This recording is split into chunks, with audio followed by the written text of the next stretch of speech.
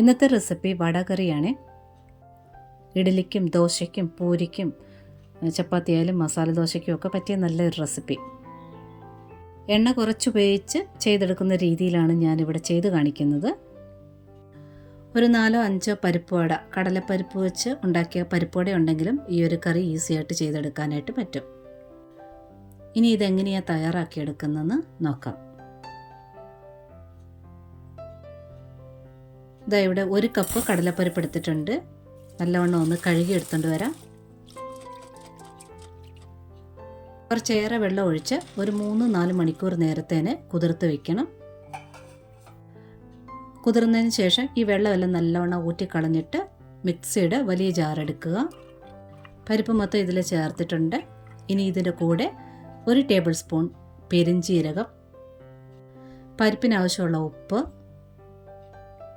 2 വറ്റൽമുളക്, ഇത്രയും ചേർത്ത് വെള്ളം ഒഴിക്കാതെ തന്നെ തരിതരിപ്പായിട്ട് അരച്ചെടുത്തുകൊണ്ട് വരണം. പൾസ് മോഡിലിട്ട് വേണം അരച്ചെടുക്കാനായിട്ട്. ഇടയ്ക്ക് നല്ലവണ്ണം ഇളക്കി കൊടുത്ത് തരിതരിപ്പായിട്ട് അരച്ചെടുത്തുകൊണ്ട് വന്നിട്ടുണ്ട്. ഇതൊരു പാത്രത്തിലോട്ട് മാറ്റാം. ഒന്നുകൂടി നല്ലവണ്ണം ഒന്ന് മിക്സ് ചെയ്തെടുക്കണം. വെള്ളം ഒഴിക്കാത്ത കാരണം ഉപ്പൊക്കെ അവിടെ ഇവിടെയായിട്ടൊക്കെ പിടിച്ചിരിക്കും. നന്നായിട്ടൊന്ന് മിക്സ് ചെയ്ത് എടുത്തിട്ടുണ്ട്. ഇനി എന്താ ഒരു ദോശക്കല്ലോ ഫ്രൈ പാനോ വയ്ക്കുക. അല്പം എണ്ണ തേച്ച് കൊടുത്തിട്ടുണ്ട്. ഇനി സാധാരണ ഓട്ടട ചുട്ടെടുക്കുന്ന പോലെ ഒറ്റ ബാച്ചായിട്ട് ഇതിട്ടിട്ട് കനം കുറഞ്ഞ് ഒരേപോലെ ലെവലായിട്ട് നിരത്തിയിട്ട് 2 സൈഡും വേവിച്ച് ഒന്ന് മുറിച്ചെടുക്കണം. കരിഞ്ഞു പോകാതെ മുറിച്ചെടുക്കുക. തിരിച്ചും മറിച്ചിട്ട്. തുടക്കത്തിലേ ഞാൻ പറഞ്ഞു എണ്ണ കുറച്ച് ചെയ്തെടുക്കുന്ന രീതിയാണ് ഞാൻ ഈ കാണിക്കുന്നത്. ഇത് സാധാരണ ചെയ്യാറുള്ളത് ഡീപ്പ് ഫ്രൈ ചെയ്ത് വട പോലെ വറുത്ത് കോരുവാണ് ചെയ്യാറുള്ളത്. മാവ് കുറേശ്ശെയായിട്ട് കിള്ളി ഇട്ട് വറുത്ത് കോരിയെടുക്കണം. വേറൊരു രീതിയാണ് ഇഡ്ഡലി തട്ടിൽ കുറേശ്ശെയായിട്ട് കിള്ളി ഇട്ടിട്ട് വേവിച്ചെടുക്കുക എന്നുള്ളത്. ഇല്ലെങ്കിൽ ഞാൻ ഈ ചെയ്യുന്ന പോലെ ചെയ്തെടുക്കാം. ഏറ്റവും നല്ല ടേസ്റ്റ് എണ്ണയിൽ വറുത്ത് കോരി ചെയ്തെടുക്കുന്ന രീതി തന്നെയാണ്. അതാണ് ഞാൻ പറഞ്ഞ പരിപ്പോടെ കൈവശം ഉണ്ടെങ്കിലും ഈ ഒരു ഡിഷ് നല്ല ടേസ്റ്റിയായിട്ട് തന്നെ ചെയ്തെടുക്കാം. കനം കുറഞ്ഞ് പരത്തിയത് കാരണം തിരിച്ചിടുമ്പോൾ ഇതുപോലൊക്കെ പൊട്ടിപ്പോവും. അതൊന്നും വിഷയമാക്കണ്ട. 2 സൈഡും വേവിച്ച് മുറിച്ചെടുത്തിട്ടുണ്ട്. ഇതല്പം ഒന്ന് ആറിയതിന് ശേഷം കൈ കൊണ്ട് ചുമ്മാ അതൊന്ന് പൊടിച്ചിട്ട് മിക്സിയുടെ വലിയ ജാറിനകത്തിട്ടിട്ട് ഒറ്റ ബാച്ചായിട്ട് ഒന്നുകൂടി ഒന്ന് പൾസ് മോഡിലിട്ടൊന്ന് പൊടിച്ചെടുക്കണം. ഇനിയിപ്പോൾ പരിപ്പ് വട വെച്ചാൽ ചെയ്യുന്നെങ്കിൽ ഇത് പീസാക്കി മിക്സിയുടെ വലിയ ജാറിനകത്തോട്ട് ഇതുപോലെ ഇട്ടിട്ട് പൾസ് മോഡിലിട്ട് തരിതരിപ്പായിട്ട് ഇതുപോലെ പൊടിച്ചെടുക്കുക. ഒത്തിരി അരച്ചെടുക്കരുത്. ശ്രദ്ധിച്ച് ഒരു 3-4 പൾസ് അടിച്ച് എടുക്കുക. ഇനി ഇതാ കടായി വെച്ചിട്ടുണ്ട്. 3-4 ടേബിൾ സ്പൂൺ എണ്ണ ഒഴിക്കുക. ഞാനിവിടെ സൺഫ്ലവർ ഓയിലാണ് ഒഴിച്ചിട്ടുള്ളത്. ഇനി കുറച്ച് സ്പൈസസ് ഇടാം. 1 തക്കോലം, 3 ഏലക്ക, 3-4 ഗ്രാമ്പു, 2 കഷ്ണം പട്ട, 1 ബേ ലീഫ്, 1 ടീസ്പൂൺ പെരിഞ്ജീരകം, ഇത്രയും ചേർക്കുക. കൂടെ 2-3 വറ്റൽമുളക് ചേർക്കാം. ഗ്രാമ്പു ഏലക്കയൊക്കെ ഒന്ന് വീർത്ത് വന്നിട്ടുണ്ട്. ഇനി ഇതിലോട്ട് 1 കപ്പ് സവാള ചേർക്കുക. ഇതുപോലെ ചെറുതായിട്ട് അരിഞ്ഞ് ചേർക്കുക. മീഡിയം സൈസ് 2 സവാളയാണ്. ഇനി സവാളയൊന്ന് വഴറ്റിയെടുക്കണം. ഉപ്പ് ചേർക്കണമെങ്കിൽ ചേർക്കാം. ഞാനിവിടെ ഉപ്പൊന്നും ഇപ്പോൾ ചേർക്കുന്നില്ല.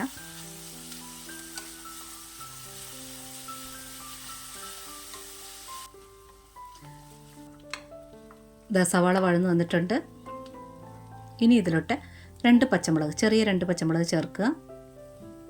1 ടേബിൾ സ്പൂൺ ഫുള്ളായിട്ട് ഇഞ്ചി വെളുത്തുള്ളി പേസ്റ്റ് ചേർക്കുക. ഇനി ഇതിൻ്റെ പച്ച ടേസ്റ്റ് ഒന്ന് മാറണം. നന്നായിട്ട് ഇളക്കി കൊടുക്കുക. ഇഞ്ചി വെളുത്തുള്ളി പേസ്റ്റ് ഇല്ലെങ്കിൽ ഇഞ്ചി പൊടിയായിട്ട് അരിയുക. വെളുത്തുള്ളി കുറച്ച് ഏറെയായിട്ട് എടുക്കുക. ചതച്ച് ചേർക്കുക. ഇതിൻ്റെ പച്ച ടേസ്റ്റ് മാറിയിട്ടുണ്ട്. ഇനി ഒരു 10 ഇല പുതിന ചേർക്കുക. ഒത്തിരി ചേർക്കണ്ട.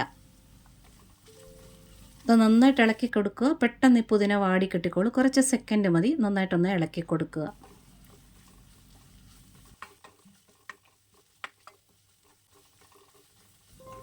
പുതിന വാടിയിട്ടുണ്ട്. ഇത്രയും മതി. ഇനി ഇതിലോട്ട് തക്കാളി ചേർക്കാം. നല്ലവണ്ണം പഴുത്ത ഒറ്റ തക്കാളി എടുത്തിട്ടുണ്ട്. കൂടെ തന്നെ കുറച്ച് ഉപ്പൂടെ ചേർക്കുക. പെട്ടെന്ന് തക്കാളി വാടി കിട്ടിക്കോളും. നന്നായിട്ട് ഇളക്കി കൊടുക്കുക. ഒത്തിരി ഒന്നും കുഴഞ്ഞ് തക്കാളി വരണ്ട. എന്നാൽ പച്ച ടേസ്റ്റ് മാറുകയും വേണം.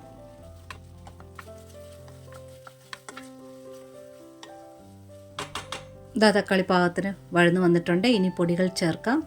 1/2 ടേബിൾ സ്പൂൺ മഞ്ഞൾപ്പൊടി, 1 ടേബിൾ സ്പൂണിനടുത്തായിട്ട് മുളക് പൊടി, ഞാൻ എരിവുള്ളത് എരിവില്ലാത്തതും കൂടി മിക്സ് ചെയ്ത് ചേർത്തിട്ടുണ്ട്.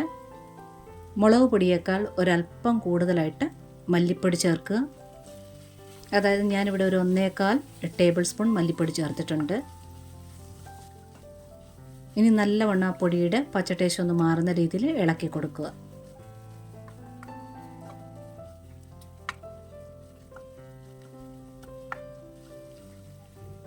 പൊടിയൊക്കെ നല്ലവണ്ണം ചൂടായിട്ടുണ്ട്. ഇനി ഇതിലോട്ട് വെള്ളം ഒഴിക്കാം. 2 ഗ്ലാസ് വെള്ളം ഒഴിക്കുകയാണ്.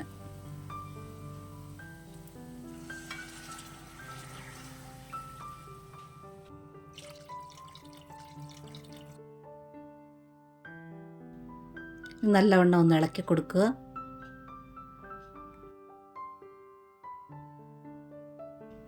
ഇനി തിളയ്ക്കാൻ വേണ്ടി വിടുക. നല്ലവണ്ണം ഒന്ന് വെട്ടി തിളയ്ക്കട്ടെ.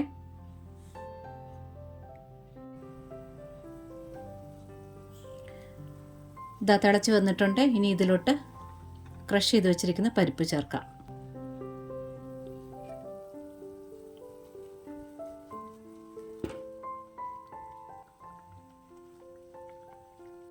പരിപ്പ് ചേർത്തതിന് ശേഷം തീയെ മീഡിയം ഫ്ലെയിമിൽ വെക്കണം. ഒത്തിരി കൂട്ടി കൊടുക്കരുത്, പെട്ടെന്ന് വെള്ളം ഡ്രൈ ആകും. ഇതാ പരിപ്പിൻ്റെ മുകളിൽ വെള്ളം നിൽക്കുന്ന രീതിയിൽ വേണം വെള്ളം ഒഴിക്കാനായിട്ട്. ഇനി നല്ലവണ്ണം ഒന്ന് മിക്സ് ചെയ്യുക. ഉപ്പ് ചെക്ക് ചെയ്യുക. കുറച്ചുകൂടി ഉപ്പ് ചേർത്തിട്ടുണ്ട്. ഇനി ഞാൻ ആദ്യമേ ചേർത്ത സ്പൈസസ് ഉണ്ടല്ലോ, പട്ട, ഗ്രാമ്പൂ, ഏലക്ക, പെരിഞ്ചീരകം, ഇത് വീട്ടിലെ പൊടിച്ച പൊടിയാണ്. ഒരു 1/2 ടീസ്പൂൺ ചേർക്കുക. ഇങ്ങനെ പൊടിച്ച പൊടി കയ്യിലില്ലെങ്കിൽ റെഡിമെയ്ഡായിട്ട് വാങ്ങിക്കുന്ന ഗരം മസാലയുടെ പൗഡർ ഉണ്ടെങ്കിൽ 1 ടീസ്പൂൺ, മല്ലിപ്പൊടിയും മുളക് പൊടിയൊക്കെ ചേർത്തിളക്കിയില്ലേ, ആ സമയത്ത് ചേർത്ത് അതിൻ്റെ കൂടിയിട്ട് വഴറ്റിയെടുക്കുക. ഇനി നല്ലവണ്ണം ഒന്ന് ഇളക്കിയെടുക്കുക. തീ കൂട്ടി കൊടുക്കരുത്, മീഡിയം ഫ്ലെയിമിലിട്ട് വേണം ഇനി കുക്ക് ചെയ്തെടുക്കണം. ഈ പരിപ്പൊക്കെ ഒന്ന് വെന്തിട്ട് ഒന്ന് സോഫ്റ്റായി വരും. ഇനി മൂടി വെച്ച് വേവിക്കാൻ പോകണേ. അതിന് തൊട്ട് മുമ്പായിട്ട് തന്നെ കുറച്ച് മല്ലിയില ഈ ഒരു റെസിപ്പിക്ക് അത്യാവശ്യമാണ്. മല്ലിയിലൂടെ ചേർത്ത് ഇളക്കിയതിന് ശേഷം മൂടി വെച്ച് വേവിക്കാം. ഇനി ഇതൊരു മീഡിയം ഫ്ലെയിമിലിട്ടിട്ട് 5 മുതൽ 8 മിനിറ്റ് വരെ മതിയാകും. മൂടി വയ്ക്കാം. ഇത് കുറച്ച് കുറുകി തന്നെ എടുക്കുന്ന ഒരു റെസിപ്പിയാണ്. അതുകൊണ്ട് ഒരുപാട് വെള്ളം ഒഴിക്കാനും പാടില്ല. അടിക്ക് പിടിക്കാതിരിക്കുന്ന രീതിയിൽ വെള്ളം ഒഴിക്കുകയും വേണം. ഇവിടെ പരിപ്പൊക്കെ വെന്തിട്ട് എണ്ണയൊക്കെ തെളിഞ്ഞ് വന്നിട്ടുണ്ട്. പരിപ്പ് വെന്ത് സോഫ്റ്റ് ആയിട്ടുണ്ട്. അല്പം ഒന്ന് കുറുകിയിട്ടുമുണ്ട്. ആ ഗരം മസാലയുടെ ഫ്ലേവറൊക്കെ ആ ഗ്രേവിക്കകത്ത് വന്നിട്ടുണ്ട്. ഈ ഒരു പരുവത്തിൽ എടുക്കണം. കാരണം ആറിയതിന് ശേഷം കുറച്ചുകൂടെ കട്ടിയാകും. ഇതിപ്പോൾ കട്ട തൈരൊക്കെ ഒന്ന് സ്പൂൺ വെച്ച് ഉടയ്ക്കുമ്പോൾ ഒരു തരിതരിപ്പായിട്ട് വരില്ല. ആ ഒരു പരുവത്തിലാണ് ഇപ്പോൾ എടുക്കേണ്ടത്. ആ ഒരു പരുവത്തിൽ വന്നിട്ടുണ്ട്. ഈ കറി നല്ല ചൂടോടുകൂടി കഴിക്കുന്നതിലും കുറച്ചുകൂടി ഫ്ലേവർ ടേസ്റ്റ് കൂടുതലായിട്ട് നമുക്ക് തോന്നുന്നത് അല്പം ഒന്ന് ആറിയതിന് ശേഷം കഴിക്കുമ്പോഴാണ്.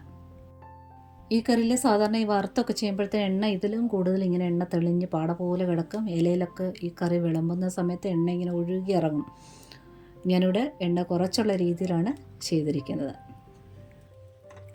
ഈ ഒരു പരുവത്തിൽ ഞാൻ ഗ്യാസ് ഓഫ് ചെയ്യുകയാണ്. ഇഡലിയും ദോശയൊക്കെ ഒന്ന് പുരട്ടി കഴിക്കണമെങ്കിൽ ഈ ഒരു പരുവത്തിൽ ചാറ് ആവശ്യമാണ്. ഇതേ പാത്രത്തിൽ ഇങ്ങനെ വെച്ച് കഴിഞ്ഞാൽ വീണ്ടും ഇത് കട്ടിയാകും. കട്ടിയാകാതിരിക്കാൻ വേറൊരു പാത്രത്തിലോട്ട് നമുക്ക് മാറ്റി വെച്ചാലും മതി. ഇനി ഇതുപോലെ ഒന്ന് ട്രൈ ചെയ്ത് നോക്കുക. നിങ്ങൾക്ക് ഈ വീഡിയോ ഇഷ്ടപ്പെട്ടിട്ടുണ്ടെങ്കിൽ ഒന്ന് ലൈക്ക് തന്ന് സപ്പോർട്ട് ചെയ്യാൻ മറക്കരുത്. കൂടാതെ കൂട്ടുകാർക്കൊക്കെ ഷെയർ ചെയ്ത് കൊടുക്കാനും കമൻറ്റ് തരാനും ഹൈപ്പ് തന്ന് സപ്പോർട്ട് ചെയ്യാനും മറക്കരുത്. സബ്സ്ക്രൈബ് ചെയ്യാതെ കാണുന്നവരുണ്ടെങ്കിൽ ഒന്ന് സബ്സ്ക്രൈബ് കൂടെ ചെയ്തേക്കണേ. നോട്ടിഫിക്കേഷൻ ബെൽ ബട്ടണിൽ ഓൾ ഓപ്ഷൻ ഒന്ന് ടിക്കാക്കിടാനും മറക്കരുത്. ഒരുപാട് സ്നേഹത്തോടെ താങ്ക്സ് ഫോർ വാച്ചിങ്.